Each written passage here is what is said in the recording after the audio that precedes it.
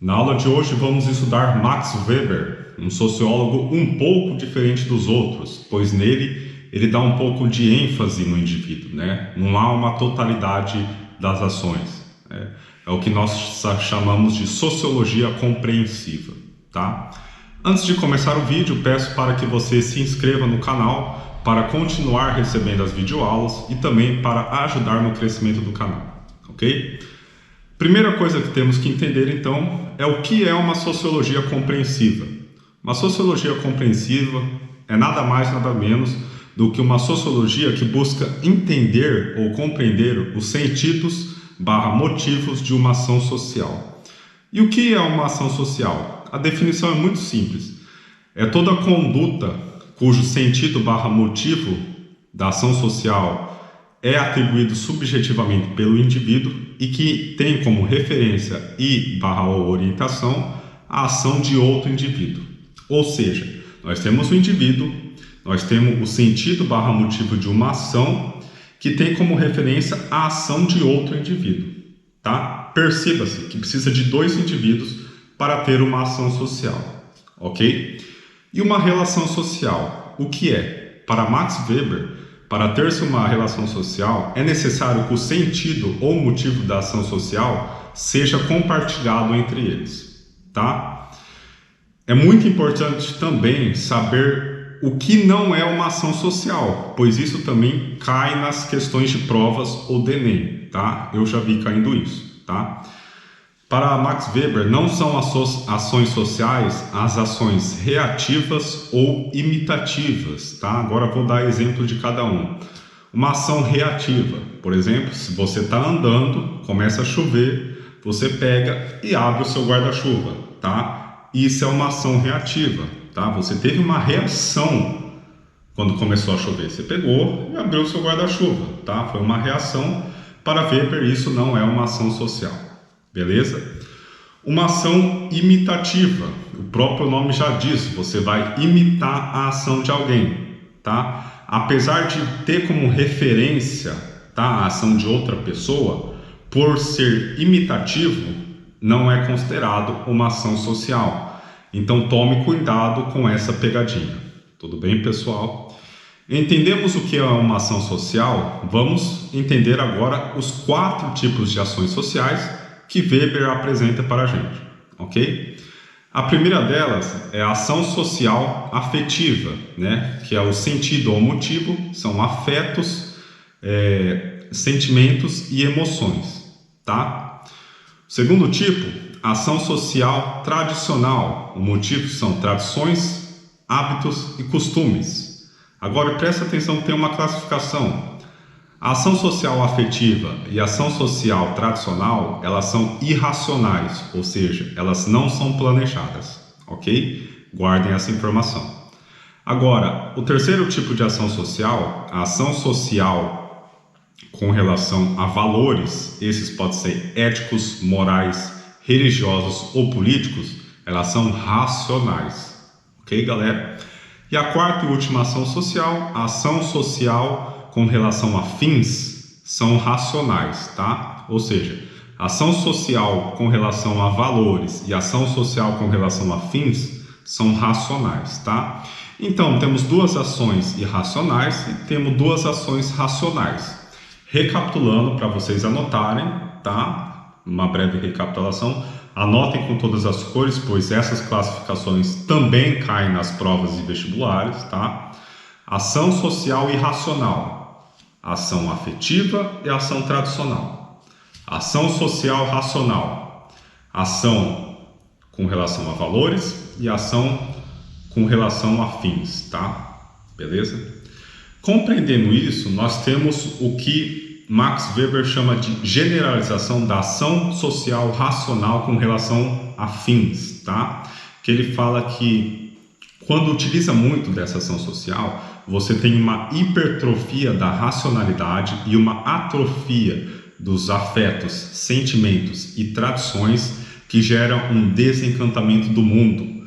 Um exemplo muito nítido desse acontecimento é o utilitarismo que acontece na política de Maquiavel, na obra de Maquiavel.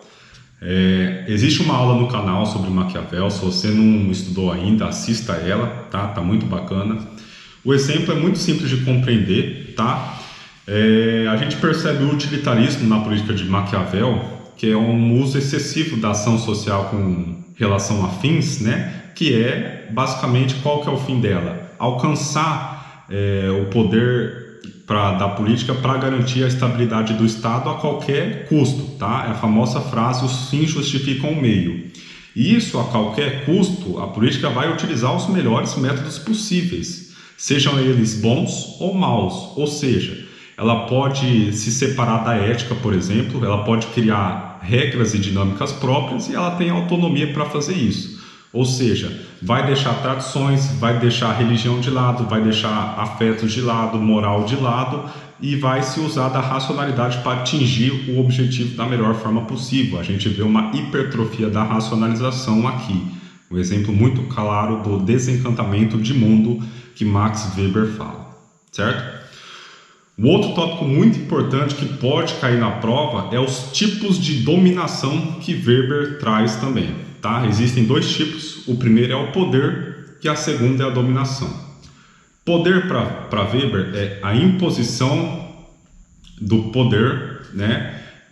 Independente da legitimidade ou não, tá? Então é assim, é arbitrário, você impõe a sua vontade e ponto final, tá? Não tem discussão, acabou. Basicamente é isso.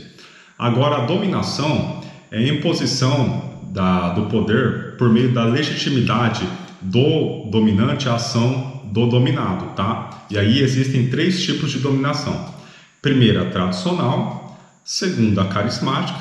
E a terceira, que é a mais importante, que é a racional legal, que é aquela que é fundamentada nas leis, normas e regras racionalmente criadas, né? Que é basicamente uma constituição, por exemplo, um conjunto de regras, um livro escrito, que é basicamente o que vigora até hoje, tá, galera? Entendemos os principais assuntos, os principais pontos da sociologia de Max Weber. Agora nós vamos para a obra mais importante dele, que é a que mais cai no Enem e também é a que mais cai nos vestibulares do Brasil, que é a famosa obra A Ética Protestante, o Espírito do Capitalismo, tá? Então, uma breve resumida, ética, né, seria aí num contexto de modo de agir, e protestante seria qual religião nesse caso? O calvinismo, tá? Que na época explodiu ali na Suíça, tá? Calvinismo no contexto de modificar a concepção do trabalho, né? Que Deus, no caso, daria um dom, o dom da predestinação, e você descobriria o seu destino através do trabalho. E aí que está a chave nessa obra de Max Weber, porque ele vai pegar o trabalho e vai tentar aplicar o trabalho como uma ação social, né? Que é o seu principal objeto de estudo. E do trabalho ele vai tirar dois tipos de ação social. Aqui que está a chave dessa obra de Max Weber, tá? Ele vai pegar e vai falar, ó, do trabalho aqui saiu um tipo de ação social e outro tipo de ação social. Primeiro tipo de ação social que ele traz do trabalho nessa obra é a ação social racional com relação a valores religiosos, tá? Que seria a salvação em si, tá? Que o calvinismo propõe da predestinação. E a outra ação social que Max Weber retira é a ação social racional com relação a fins, que seria a riqueza, que levaria o desencantamento e, consequentemente, uma organização racional da vida voltada para a produção do lucro, tá? Isso tudo levaria a um termo que Max Weber chama como jaula de ferro. E anotem esse termo com todas as cores, porque eu já vi questões caindo esse termo, tá? Jaula de ferro, que seria do resultado de tirar do trabalho essas ações sociais que a gente estudou. Ok, galera? E como resultado disso, traria uma vida burocratizada que resultaria numa ausência de afetos, tradições e valores, também ausência de valores e morais. Ok, galera? Basicamente é o mais importante da obra Ética Protestante e Espírito do Capitalismo. Se você souber fazer essa leitura de tirar os tipos de ações sociais nessa obra do trabalho que Max Weber traz, você tem tudo para fazer uma ótima prova. Beleza, galera? Espero que vocês tenham gostado do conteúdo. Se gostarem, deixem um joinha aqui embaixo. Se inscreva no canal, tenham ótimos estudos e um grande abraço.